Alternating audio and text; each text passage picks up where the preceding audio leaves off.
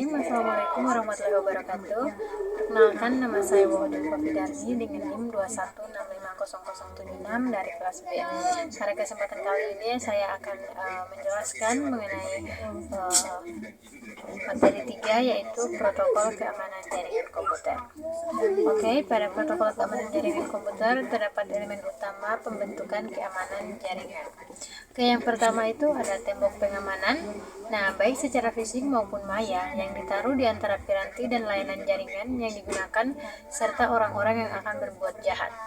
Yang kedua itu ada rencana pengamanan yang akan diimplementasikan bersama dengan user lainnya untuk menjaga agar sistem tidak bisa ditembus dari luar.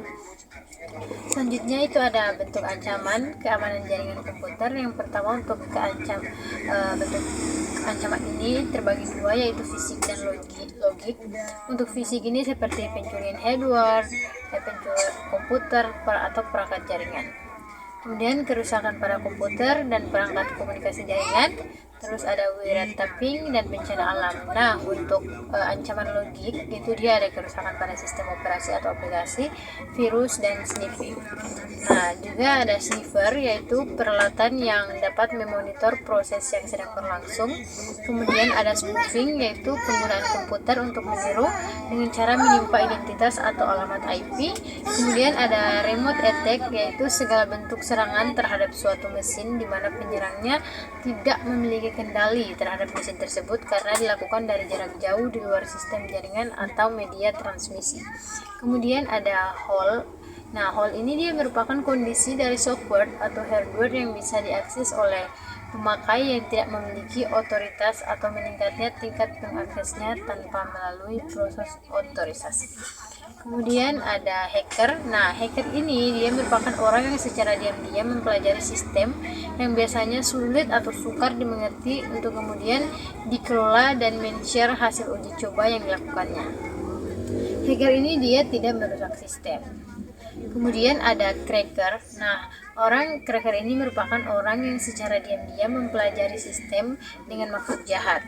Nah, dia juga muncul karena sifat dasar manusia yang selalu ingin membangun. Dan salah satunya itu dengan merusak.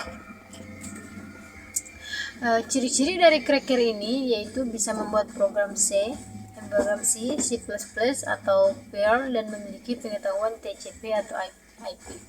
Nah, menggunakan internet lebih dari 50 jam per bulan, menguasai sistem operasi Unix atau VMS, terus suka mengoleksi software atau hardware lama, terhubung ke internet untuk menjalankan aksinya, dan melakukan aksinya pada malam hari dengan alasan waktu yang memungkinkan, jalur komunikasi tidak padat, dan tidak mudah diketahui oleh orang lain. Nah, cracker ini melakukan serangan itu dipicu oleh spite atau kecewa atau untuk balas dendam. Dua, ada sport untuk berpetualang, ada profit mencari keuntungan dan imbalan dari orang lain, terus ada curiosity atau mencari perhatian, dan yang terakhir itu ada politics, yaitu alasan politik. Nah, selanjutnya yaitu faktor penyebab risiko keamanan jaringan komputer. Yang pertama ada kelemahan manusia atau human error. Kedua ada kelemahan perangkat keras komputer, ada kelemahan sistem operasi jaringan, dan ada kelemahan sistem jaringan komunikasi. Oke, untuk metode penyerangan keamanan jaringan komputer itu ada eavesdropping, yaitu mendapatkan duplikasi pesan tanpa izin, kemudian masquerading atau mengirim dan menerima pesan menggunakan identitas lain tanpa izin. Lalu ada message tampering, yaitu mencegat atau menangkap pesan dan mengubah isinya sebelum dilanjutkan ke penerima sebenarnya. Lalu ada replaying, yaitu menyimpan pesan yang ditangkap untuk pemakaian berikutnya. Dan ada denial of service, yaitu membanjiri saluran atau sesumber lain dengan pesan yang bertujuan untuk menggagalkan pengaksesan pemakai lain. Kemudian kategori serangan dalam keamanan jaringan komputer, yang pertama ada interruption. Interruption ini merupakan suatu sistem di mana diserang sehingga menjadi tidak tersedia atau tidak dapat dipakai oleh orang yang berwenang atau yang memiliki hak. Kemudian sebagai contoh dari interruption ini dia seperti perusakan atau modifikasi terhadap piranti keras atau saluran jaringan. Nah, kategori serangan yang kedua yaitu ada interception, yaitu user yang tidak berhak itu mendapatkan akses file. Contoh penyadapan terhadap data dalam suatu jaringan. Kemudian ada serangan-serangan keamanan jaringan komputer yang itu dia yang ketiga ada modification, yaitu user yang tidak berhak tidak hanya mendapatkan akses tetapi juga dapat mengubahnya. Kemudian ada fabrication. Nah, fabrication ini merupakan user yang tidak berwenang menyisipkan objek palsu ke dalam sistem. Selanjutnya, pengendalian satu dari membatasi akses jaringan. Yang pertama itu membuat tingkatan akses. Nah, untuk membuat tingkatan akses itu yang pertama melakukan pembatasan-pembatasan sehingga memperkecil peluang penembusan oleh pemakai yang tak diotorisasi. Misalnya, membuat pembatasan login, pembatasan jumlah usaha login, dan tingkat akses yang diizinkan, yaitu read, write, atau execute. Kemudian ada mekanisme kendali akses. Nah, pembatasan mekanisme pengendali akses ini dia melakukan user authentication, yaitu masalah identifikasi pemakai ketika login. Terus metode autentikasi didasarkan pada 3 cara. Yang pertama, sesuatu yang diketahui pemakai, misalnya password, kombinasi kunci, nama kecil ibu mertua, dan sebagainya. Kemudian sesuatu yang dimiliki pemakai, misalnya badge, kartu identitas, kunci, dan sebagainya. Dan yang ketiga ada sesuatu yang mengenai ciri pemakai, misalnya sidik jari, sidik suara, foto, dan tanda tangan. Kemudian masuk pada upaya pengamanan proteksi password. Upaya untuk lebih mengamankan proteksi password antara lain yang pertama salting, yaitu menambahkan string pendek ke string password yang diberikan pemakai sehingga mencapai panjang password tertentu. Terus ada on time password atau OTP, yaitu user harus mengganti password secara teratur. User mendapat suatu buku berisi daftar password. Setiap kali melakukan login, user menggunakan password berikutnya yang terdapat di daftar password. Nah, lalu yang ketiga itu ada tantangan tanggapan atau challenge response. User diberi kebebasan memilih suatu algoritma, misalnya X3 ketika user login, komputer menuliskan di layar angka 3. Dalam kasus ini, user mengetik angka 27 agar login berhasil. Nah, algoritma dapat berbeda di pagi, sore, dan hari berbeda. Kemudian contoh-contoh produk autentikasi user, yaitu yang pertama ada Security ACE atau Access Control and Encryption. Kemudian ada SKU atau Belcore, kemudian ada Password Authentication Protocol atau PAP, kemudian ada Challenge Handshake Authentication Protocol atau CHAP, kemudian ada Remote Authentication Dial in User Service atau Radius, kemudian ada Terminal Access Controller Access Control System atau TACACS. Nah, kemudian untuk melindungi aset organisasi itu ada 2 cara dalam melindunginya, yaitu yang pertama secara administratif atau fisik dengan membuat rencana kemungkinan terhadap bencana, program penyaringan calon pengawasan sistem informasi, program pelatihan user, dan kebijakan akses network. Nah, yang kedua itu ada secara teknis dengan menerapkan firewall dan membentuk VPN. Konsep dari firewall keamanan jaringan komputer ini firewall itu merupakan sistem atau sekelompok sistem yang menetapkan kebijakan kendali akses antara 2 jaringan. Nah, secara prinsip firewall dapat dianggap sebagai sepasang mekanisme. 1. Memblok lalu lintas, dan 2. Mengizinkan lalu lintas jaringan. Firewall sendiri digunakan untuk melindungi jaringan dari serangan jaringan pihak luar. Firewall ini tidak dapat melindungi dari serangan yang tidak melalui firewall, serangan dari seorang yang berada dalam jaringan Anda, serta dari program-program aplikasi yang ditulis dengan buruk. Secara konseptual terdapat 2 macam firewall, yaitu network level dan application level. Network level ini didasarkan pada keputusan mereka pada alat sumber alamat sumber, alamat tujuan, dan port yang terdapat dalam setiap paket IP. Kemudian application level biasanya adalah host yang berjalan sebagai proxy server yang tidak mengizinkan lalu lintas antar jaringan dan melakukan logging dan auditing lalu lintas melalui. Nah, istilah firewall yaitu ada host dan bastion host. Untuk host, dia merupakan suatu sistem komputer yang terhubung pada suatu network. Untuk bastion host, dia itu merupakan sistem komputer yang memiliki tingkat sekuritas yang tinggi. Oke, kemudian ada istilah firewall. Yang pertama ada packet filtering. Nah, aksi dari suatu alat atau device untuk mengatur secara selektif alur data yang melintasi suatu network. Kemudian ada perimeter network atau DMZ, demilitarized zone, yaitu suatu network tambahan yang terdapat di antara network yang dilindungi dengan network eksternal untuk menyediakan layer dari tambahan dan suatu sistem keamanan. Keuntungan dari firewall ini pada keamanan jaringan komputer yang pertama, fokus dari segala keputusan sekuritas karena merupakan satu titik tempat keluar masuknya trafik internet pada suatu jaringan.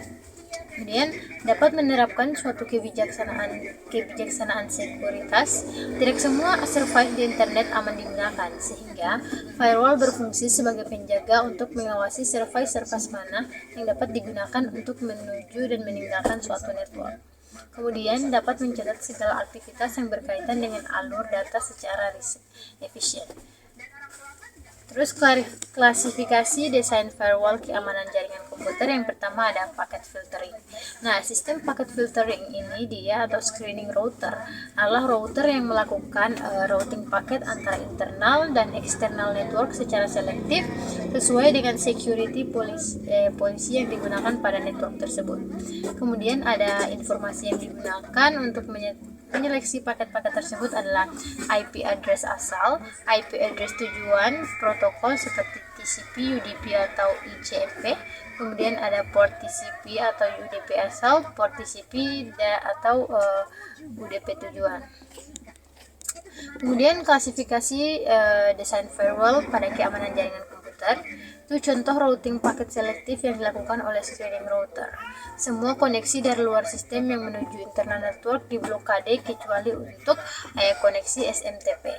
Kemudian memperbolehkan service email dan file transfer protocol atau FTP, tetapi memblok service berbahaya seperti trivial file transfer protocol yaitu TFTP, X-Window, remote procedure call atau RPC, dan R service.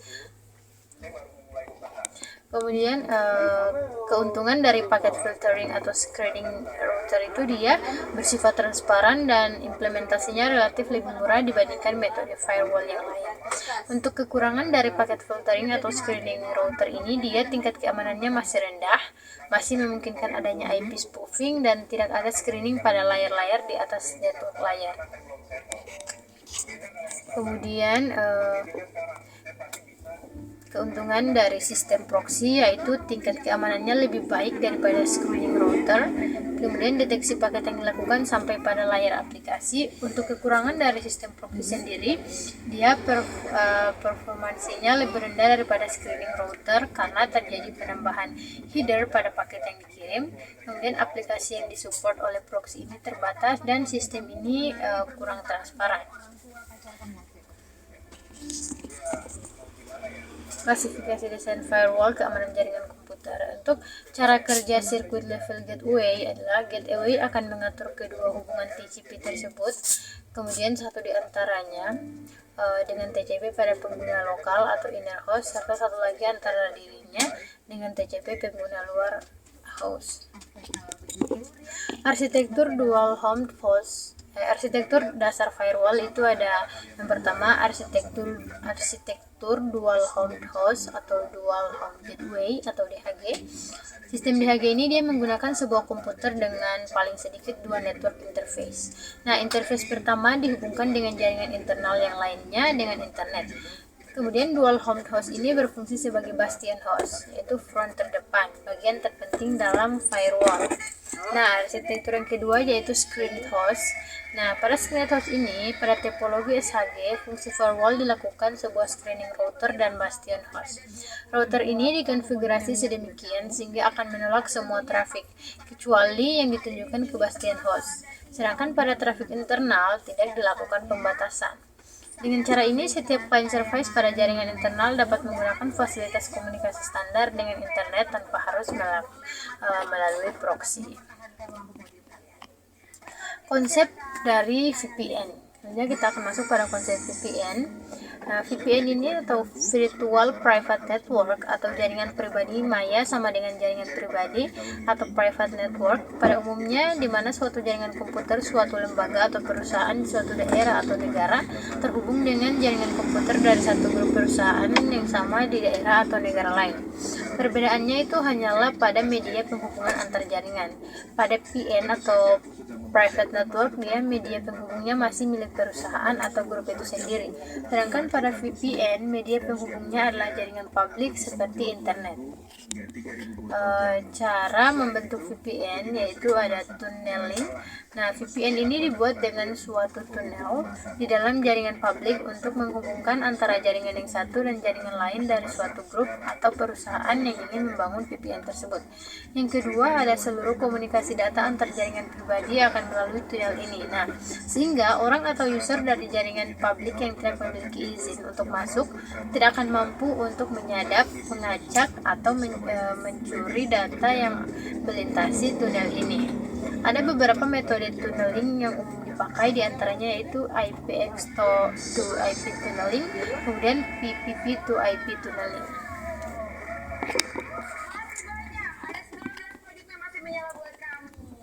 Baik, mungkin itu saja yang bisa saya jelaskan pada video saya kali ini. Lebih dan kurangnya saya mohon maaf. Akhir kata saya ucapkan wabillahi taufiq wal hidayah. Wassalamualaikum warahmatullahi wabarakatuh.